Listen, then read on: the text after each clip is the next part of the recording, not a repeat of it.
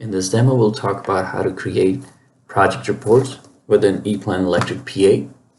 So for this purpose, I have a really simple project open, and if you have a project open that you would like to create a report for, or the pages that you're working on, it's a fairly simple process. You go on Utilities, you hit on Report, and then you select Generate Project Report.